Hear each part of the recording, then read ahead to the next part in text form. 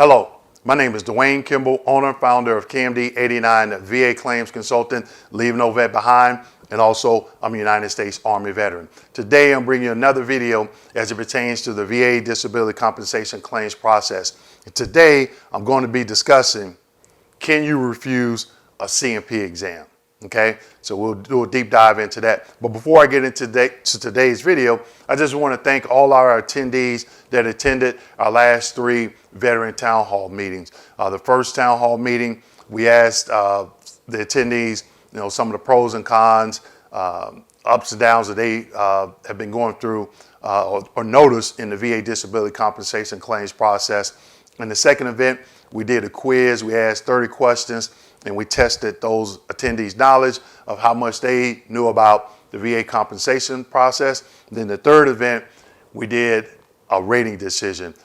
I completed a mock file that included a DD-214, an intent to file, 3 DBQs, nexus statements, not an IMO, nexus statements, okay, that were actionable and sufficient. Threw a little curveball in there for one of those nexus statements just to see if anyone caught it. But it was to give those attendees just a small taste of what RVSRs look at when they are completing rating decision. And also did a John Doe in the claims file we had STR, service treatment records as well. So we had a fun time. We still have our 4th FIDO event.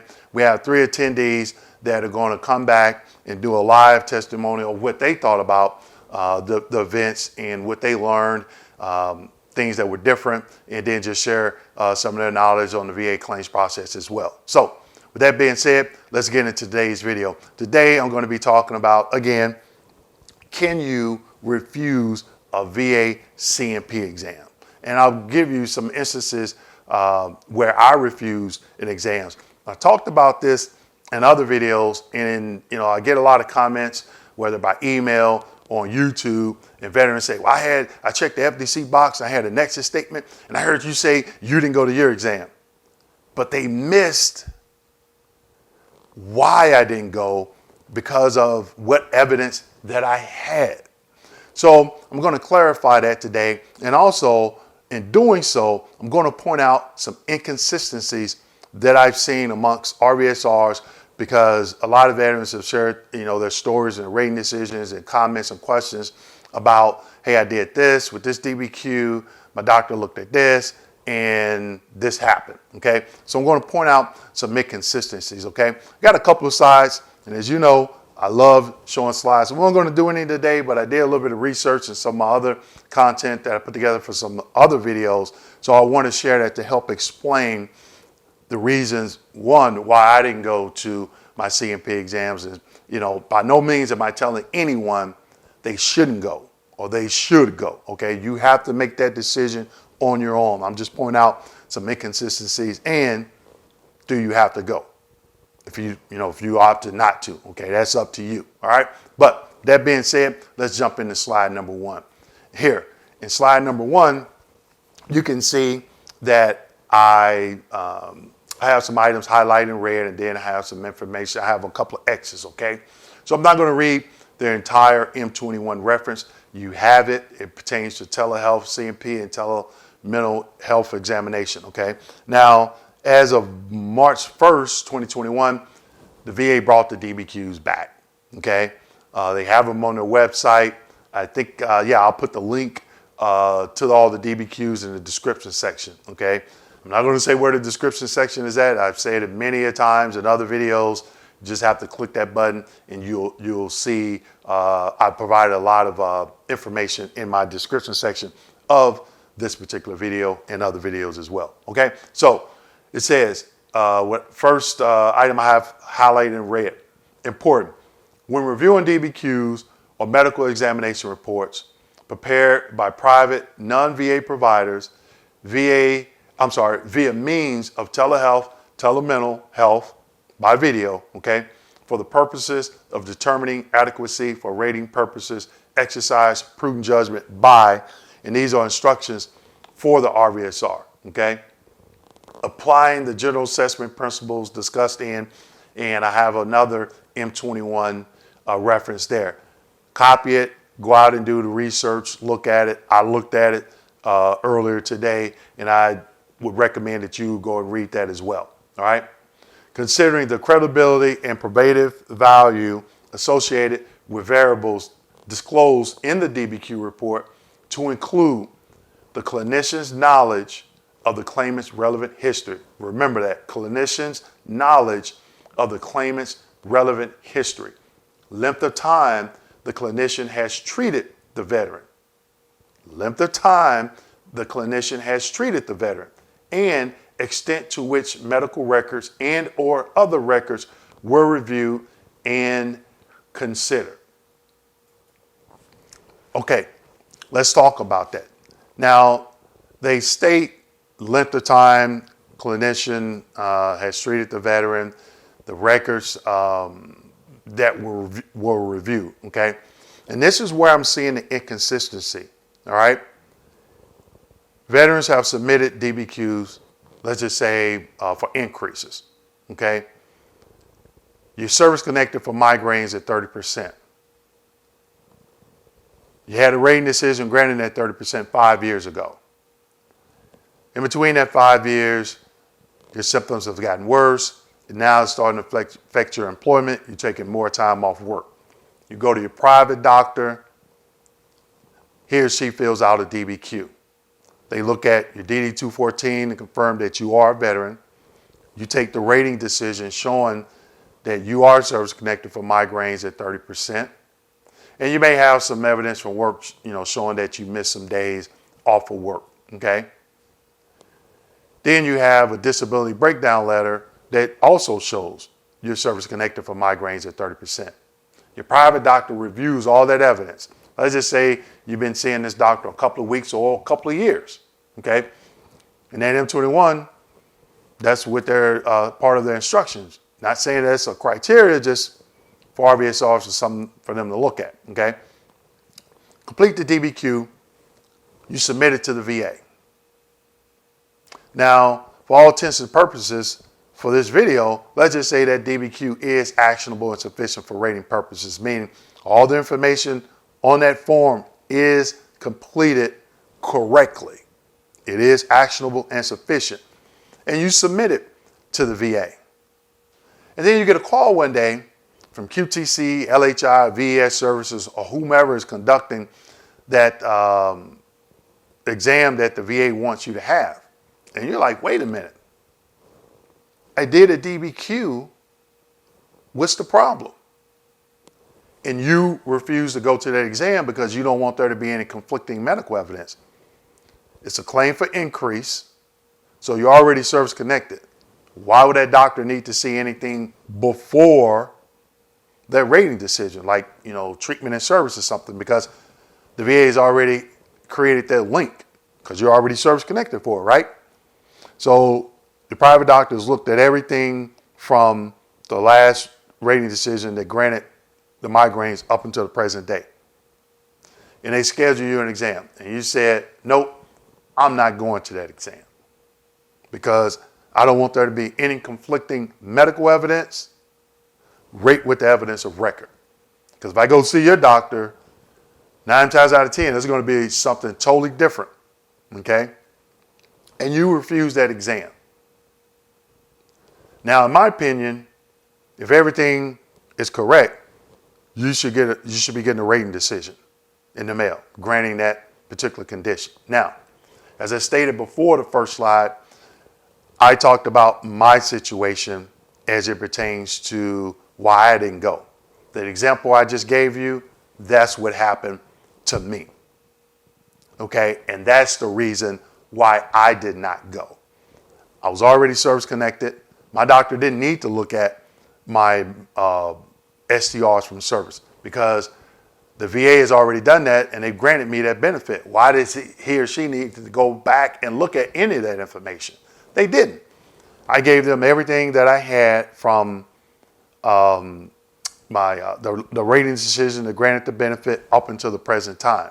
Now, if I would have went to that exam, that private doctor or the VA C&P examiner, they wouldn't have saw my personal records.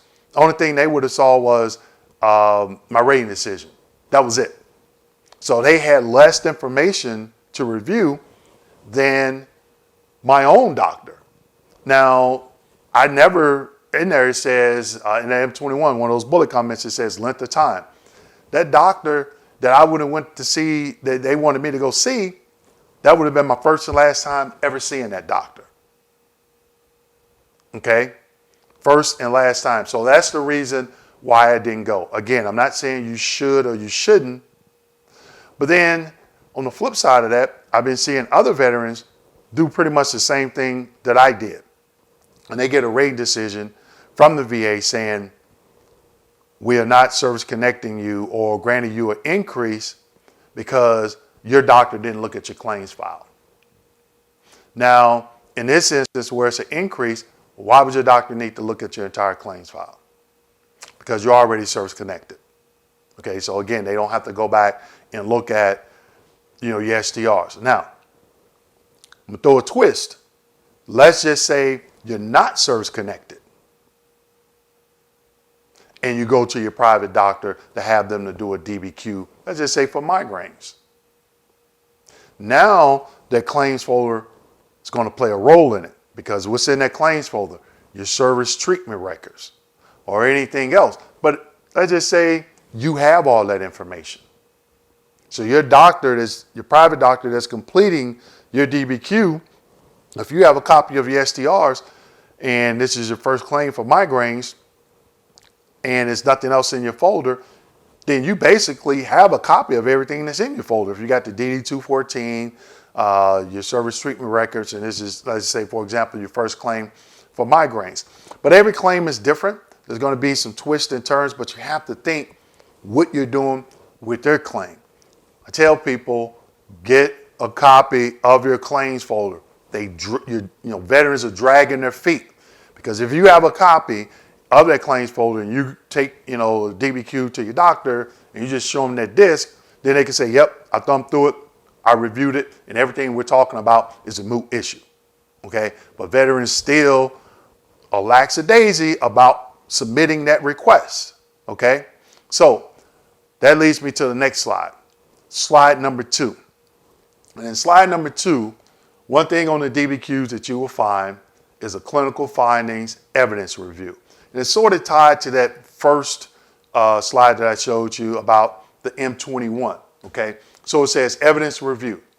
Evidence review. No records were reviewed.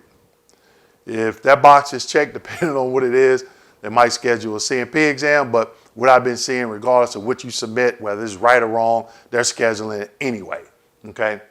Records review.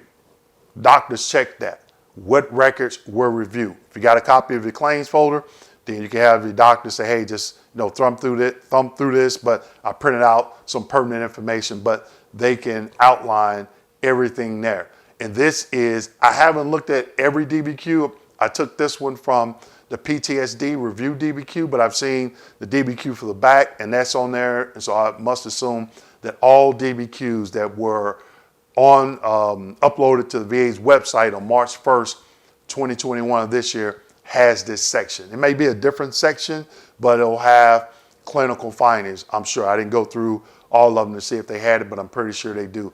Evidence review. Now, this wasn't on the old DBQs. And like I said, I knew if they did bring the DBQs back, I didn't think that they would, but I did mention in other videos, if they did, there's going to be some changes. And this is one of those major changes. And I'll link the video that I did back in March where I talked about a little bit more in depth of the different things that are new on the new DBQs. Okay.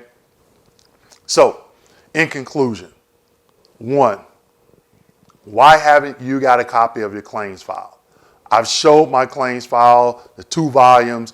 I've showed it in live streams. I did a video on when I received my claims file on CD. So 1, why are you dragging your feet to make this request to get a copy of your claims file? 2, why haven't you started to keep all the information that you sent the VA and the VA sent you? I've asked for people to leave comments in certain videos where I ask that question, and a lot of veterans don't. I don't understand why you haven't obtained a copy of your claims file. Even if you are 100% P&T, you still want to have that information, okay? So just keep in mind, when you go get a DBQ done by your private doctor, if you just so happen to do that, what evidence are you taking, objective evidence, or what objective evidence are you taking them to review? Are you doing it for a new claim? Are you doing it for a secondary claim? Okay, and are you doing it for an increase?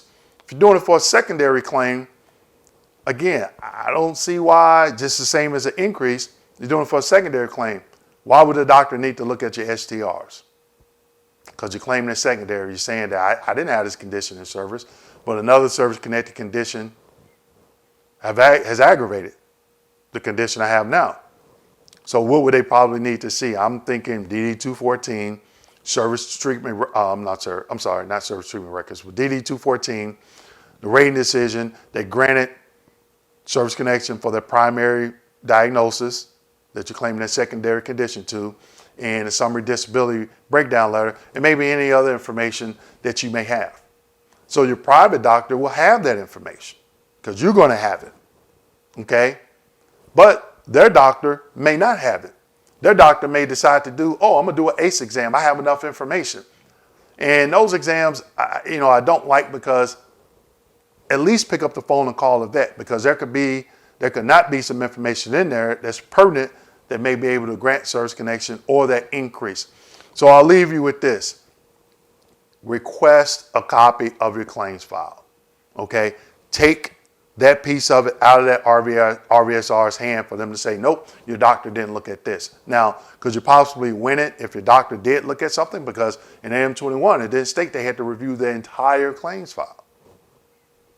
They had to, obviously, the VA saying they need to look at something, okay? So with that being said, please like, subscribe, hit that notification button. We have updated classes for the remainder of June, so please go out there and check them out on our website, which is in the description section. If I don't see you in one of my educational trainings, I'll see you in my next educational video. Thank you.